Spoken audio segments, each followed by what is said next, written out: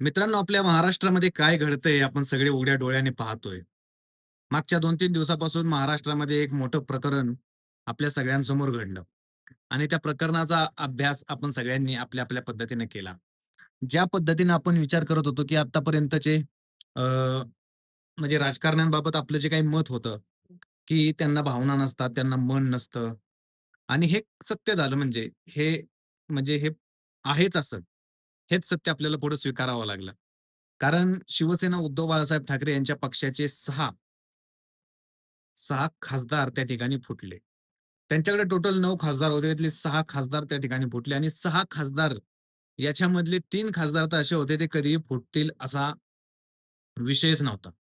पण तरीही operation tiger सारखं एक ऑपरेशन राबवलं गेलं, ज्याच्यामध्ये प्रचंड पैसा, प्रचंड संपत्ती, प्रचंड सत्ता आणि प्रचंड गोष्टींचा भडीमार केला आणि त्याच्यामध्ये निष्ठेसमोर झुकणारी माणसं सुद्धा त्या ठिकाणी त्या ठिकाणी त्यांनी तिलांजली दिली आणि त्यांनी जे करायचं तेच केलं.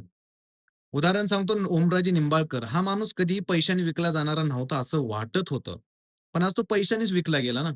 कारण त्यांचं जे स्टेटमेंट आलेलं आहे ते स्टेटमेंट खूप बोलकं आहे, की माझी राजकीय अस्तित्व कसं टिकवणार मी? तुमच्यासाठी राजकीय अस्तित्व कसं टिकणार?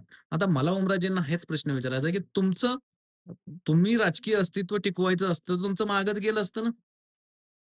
तुम्हाला चिन्ह नव्हतं तुमच्यासोबत, तुमच्या शिवसेना नव्हती, धनुष्यबाण नव्हता, तरीही लोकांनी तुम्हाला 3.5 लाख मतांच्या फरकाने निवडून दिलंच की. मग काय फरक पडला तुम्हाला चिन्हाचा, याचा, त्याचा, तुमच्या राजकीय अस्तित्वाचा. पण सगळ्या गोष्टी येतात त्या पैशापाशी आणि ओमराजेंनी तेच केलं आणि त्याच्यामुळं ओमराजे फुटलेत.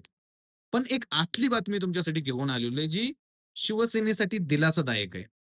ती बातमी अशी, की ओमराजेंनी काही अट घातल्यात. म्हणजे अजूनही त्यांचं तळ्यात मळ्यातच आहे. आजही ती पूर्णपणे ते शिंदेच्या बाजूने गेलेत का, तर असं मुळीच नाही. कारण त्यांना माहिती आहे याचा तोटा मला माझ्या मतदारसंघात भरपूर बसणार आहे. ओमराजेंना तोंड दाखवायला सुद्धा धाराशिव मतदारसंघात जागा राहणार नाही, हे उभं सत्य आहे. मुळामधले तिथले जे आता शिवसैनिक जे आहेत, जे खऱ्या शिवसेनेचे म्हणजे एकनाथ शिंदेच्या शिवसेनेचे जे शिवसैनिक आहेत, ती लोकं ओमराजेंना एक्सेप्ट करणार आहेत का? आणि त्यांनी ओमराजेंना एक्सेप्ट केलं, तर त्यांच्या राजकीय अस्तित्वाचं काय? ओमराजे कुठेही गेले तरी निवडून येतील अशी जी काही भूमिका आहे, ती मग अशी कशी चालेल? म्हणून तिथल्या प्रॉपर शिवसैनिकांना सुद्धा हे मान्य आहे का? याचाही विचार करणं गरजेचं आहे. पण बाकी खासदार बंडू जाधव गेला, नागेश आष्टीकर गेले, इकडं संजय दिना पाटील गेले, त्यानंतर ती भाऊसाहेब वाकचौरे गेले, त्यानंतर तो देशमुख म्हणून आहेत ते गेले. ह्यांचा काही फरक पडला नाही. हे काय परत त्यांच्या मतदारसंघात निवडून येत नसतात. पण बद्दल थोडी साशंकता आहे. कारण ओमराजे कसे का होईना ते निवडून येतील. कारण त्यांची कामं सर्वसामान्य लोकांसाठी होती आणि सर्वसामान्य लोकं लगे-लगे ह्या गोष्टी विसरत नाहीत. ते पक्षापेक्षापर्यंत ठीक असतं. पण यामध्ये सुद्धा ओमराजेंनी एक अट अशी घातलेली आहे उद्धव ठाकरेंना आणि ते असं त्यांनी आतली बातमी अशी आहे मित्रांनो, की ओमराजेंनी स्पष्टपणे उद्धव ठाकरेंवरती नाराजी व्यक्त केलेली आहे. आता ती नाराजी कशी ती तुम्हाला सांगतो, की जेव्हा निवडणुका झाल्या त्याच्यानंतर ना उद्धव ठाकरे आमच्या मतदारसंघात आले, ना आदित्य ठाकरे आले, ना कुठला शिवसेनेचा नेता आला. पण आमच्या मतदारसंघामध्ये एकनाथ शिंदे सतत येतात. धाराशिवचे पालकमंत्री प्रताप सरनाईक तेही कायम येत असतात. त्याच्यानंतर पुढे जाऊन अनेक विचार हा केला, तर देवेंद्र फडणवीस कायम येत असतात. भाजपचे प्रदेशाध्यक्ष कायम येत असतात. पण शिवसेना जी उद्धव ठाकरेंची शिवसेना आहे, त्या शिवसेनेचा एक नेताही आमच्या मतदारसंघात फिरकत नाही. आम्हाला काय लागतंय, काय नाही, काय चाललंय आमचं, कशा पद्धतीने आम्ही हे करू. कोणी विचारत नाही आम्हाला. आम्ही मुंबईला गेलो तर आम्हाला साधी वेळही भेटत नाही. हे सगळे मातोश्रीमध्ये बसलेले असतात, तिथून हालत नाहीत. कसा महाराष्ट्रभर पक्ष चालणार? आणि ही उघड नाराजी ओमराजेंनी त्या ठिकाणी व्यक्त केली. त्यांनी उद्धव ठाकरेंना नाही, परंतु आदित्य ठाकरेंना मात्र त्यांनी चांगलंच खडसावलेलं आहे, की तुम्हाला उगवतं नेतृत्व व्हायचंय, पण तुम्ही मुंबई सोडत नाही आहात. कायम मुंबईमध्येच आहे तुम्ही. का तुम्ही दौरे काढत नाही? का तुम्ही फिरत नाही? का तुम्ही ऑल महाराष्ट्रामध्ये जात नाही? आणि मग तुम्ही जर आमच्याकडे येत नाही, तर मग आम्ही तुमच्यासाठी उभं राहण्यात काय पॉइंट आहे? आज माझ्या खासदारकीचे 2-2.5 वर्ष होत आली. मला साधा निधी भेटलेला नाही. माझ्या मतदारसंघामध्ये काम करायचंय मला. परंतु तिथं काहीच आणि निधी न भेटताही काही प्रॉब्लेम नाही. परंतु जर तुम्ही आमच्या मतदारसंघात येत नसाल, तर तिथल्या मतदारांना आम्ही काय उत्तर देऊ? कार्यकर्त्यांचा प्रचंड दबाव असतो. जी लोकं आम्हाला मतदान काळामध्ये मदत करतात, त्यांनाही 4 पैसे मिळावे त्यांची आशा असते. त्यांनाही कुठेतरी कामं मिळावीत, त्यांनाही कुठल्यातरी गोष्टी मिळाव्यात.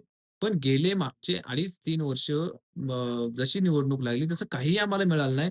म्हणून पुढच्या 2 वर्षात आम्हाला काहीतरी मिळावं, म्हणून आम्ही एकनाथ शिंदेच्या शिवसेनेत प्रवेश करतोय.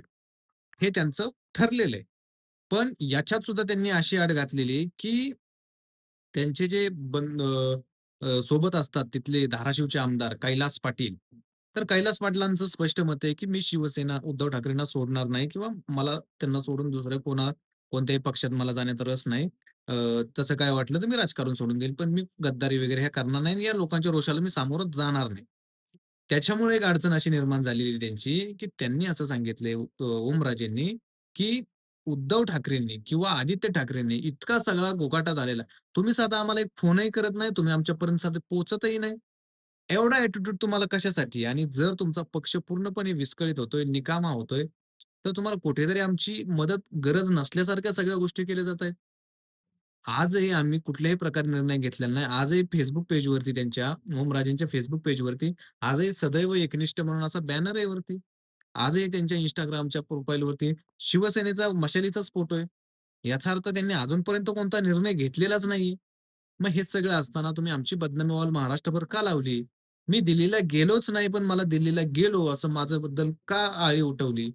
आणि मग तुम्हाला जर आमचं महत्त्व नसेल, मी महाराष्ट्रामध्ये सगळ्यात जास्त मताधिक्य घेऊन आलेला ओमराजे नावाचा खासदार, तुम्ही मला महाराष्ट्रात कुठे जबाबदारी देत नाही, कुठे आम्हाला काही कार्यक्रम देत नाही, कुठे आम्हाला काही गोष्टी देत नाही, तर कसा पक्ष चालेल? कशी संघटना वाढेल? कसे कार्यकर्ते उभे राहतील? आणि मी कार्यकर्त्यांना काय सांगू? निष्ठा, भावनिकता या सगळ्या गोष्टी ठीक आहेत. पण ज्यावेळेस प्रश्न आर्थिक गोष्टींचा येतो, प्रश्न व्यवहाराचा येतो, प्रश्न राजकारणाचा येतो, त्यावेळेस असे निर्णय घ्यावे लागतात. हा जो काही अ, अट घातलेली आहे ओमराजेंनी, आता यावरती कशा पद्धतीने रिएक्ट होतायत, हे कळणं महत्त्वाचं आहे. बाकी तुम्हाला काय वाटतं? तुमची मतं कमेंट्समध्ये व्यक्त व्हा आणि असेच माहितीपूर्ण व्हिडिओसाठी चॅनल आपलं नक्कीच सबस्क्राईब करा. धन्यवाद. जय हिंद, जय महाराष्ट्र.